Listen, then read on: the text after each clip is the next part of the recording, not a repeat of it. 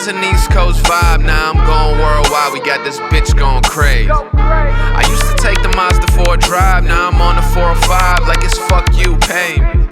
We really sick of standing outside, had to push them all aside, it's what you get for trying to play me. I bet they make a movie when I die, just to talk about my life, they need an actor to portray me. I got this motherfucker clear like an eye drop. I got elevator flow, I'm on a high top. I got little something stacked like an IHOP. This is 05, you would put it on your iPod. I'ma give you something that you can't forget. Put the price up, baby, add the tax a bit. Know you saw the comma, thought it was an accident. Well, it wasn't.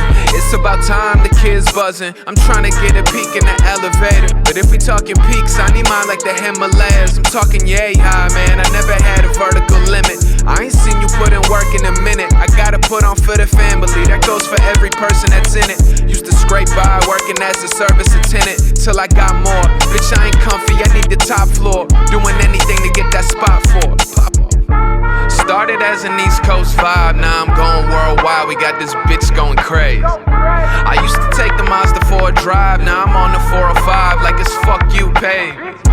We really sick of standing outside, had to push them all aside, it's what you get for trying to play me. I bet they make a movie when I die, just to talk about my life, they need an actor to portray me. I ain't settling for nothing that be under an M. There's only one of me, there's 100 of them. Gotta listen close, I drop hundreds of gems. From the start, no, I wasn't pretend. With the world on my back, had to drop my own ego. Problems at the crib, we couldn't fix a Home Depot. Dad was on tilt, mom's off the vino. Room full of smoke like we lived in a casino. She know, day I moved out is when I opened my eyes.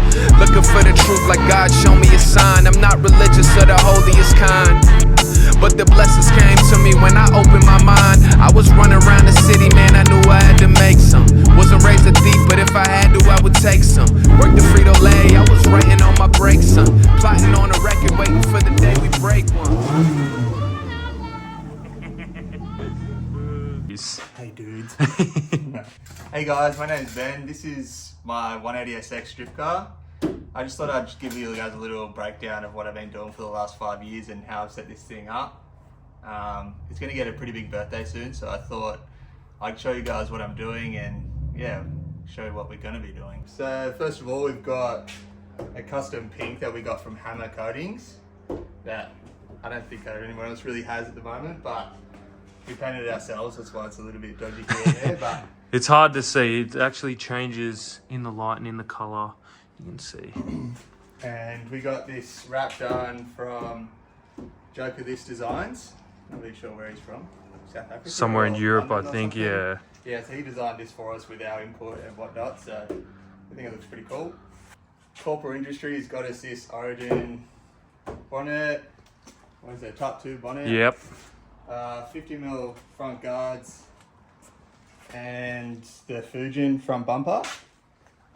I'm running GK Tech copy Ganador fucking mirrors, D-Max skirts, 50mm Origin fenders, a Euros GT wing, and a D-Max rear bumper with a bit of a no-name rear top spoiler, but it kind of looks cool because I don't really like any of the other ones.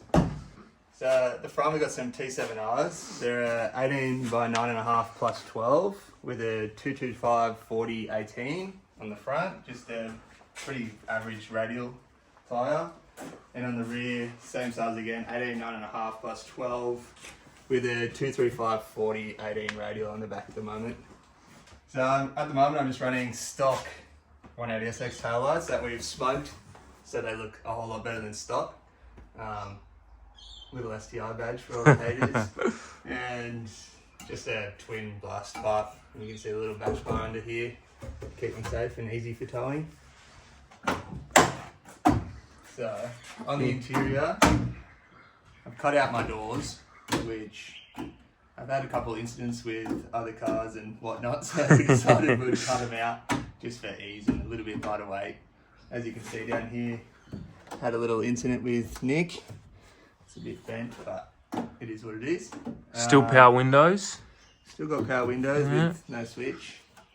Running a, I don't know, pretty basic cage, but it does have door bars, which did save my car when this happened. I got a bride seat in there, some no-name shitbox other seat, a little Joy Supply 315 wheel, I think it is, running a eBoost 2 Street, couple Defi gauges, a Speed Tech shifter, which is really sick, and a GK Tech Hydro handbrake. And that's pretty much really done in here. It's pretty basic. I don't really have too much going on, as you'll see in the engine bay in a second. Say that. Action. So in the engine bay, there's not too much going on in here, to be honest. It's just a factory SR20DET,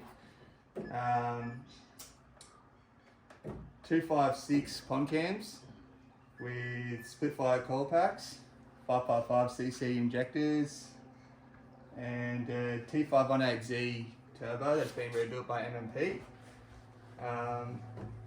Also got a Silk Road manifold and a Power FC matched with the Z32 AFM.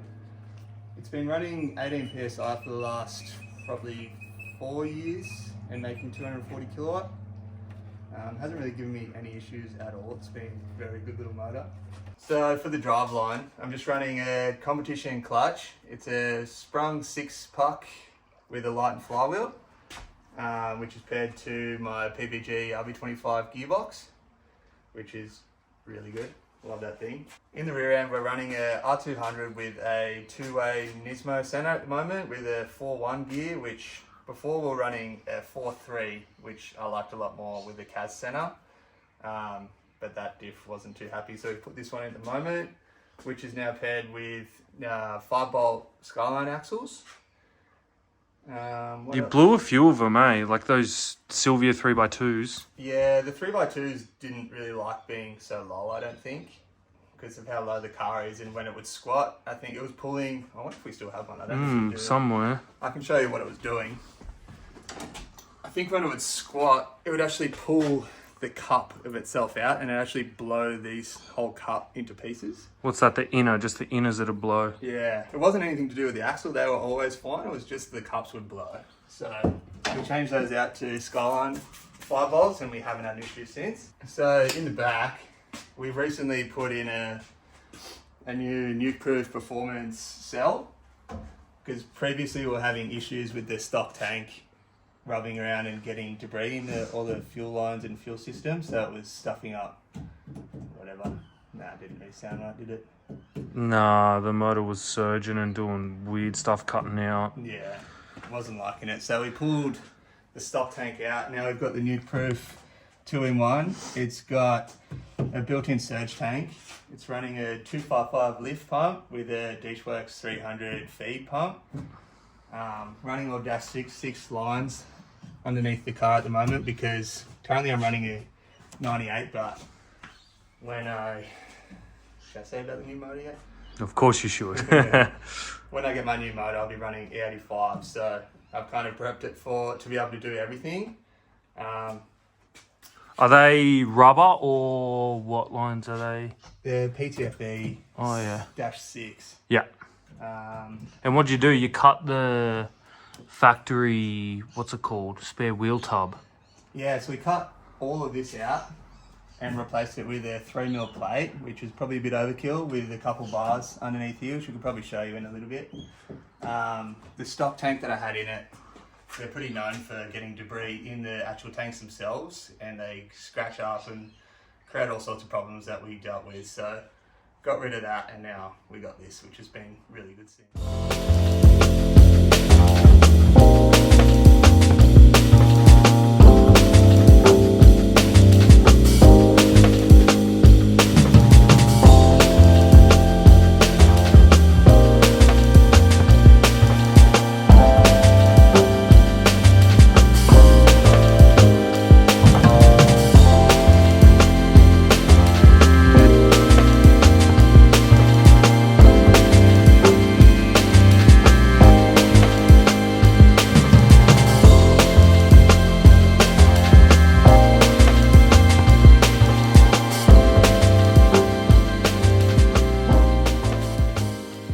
Take 17. So in the front end, I'm running a Cusco coilover, Not too sure what spring rate or anything is on it, just because it came with the car. So that's that. Running a B knuckle up front and 25mm extended LCAs. Just GK Tech caster arm and GK Tech tie rods. Also running Skyline front brakes with a 30mm spacer, I think it is. And that's pretty much it up here. I run 12mm toe out in the front with about 7 degrees car start and around anywhere from 4 to 6 degrees camber. Kind of like it to be pretty twitchy and want to flick to angle more than anything else. So it's kind of the style of driving we like to do. Also, the rack is actually relocated 25mm forward, so it stops binding and whatnot when you get to lock. I've also added in the GK Tech caster arm reinforcements as well, which I've had a couple issues with hitting things on track and whatnot, and they were quite bent, so having those on there is a big plus.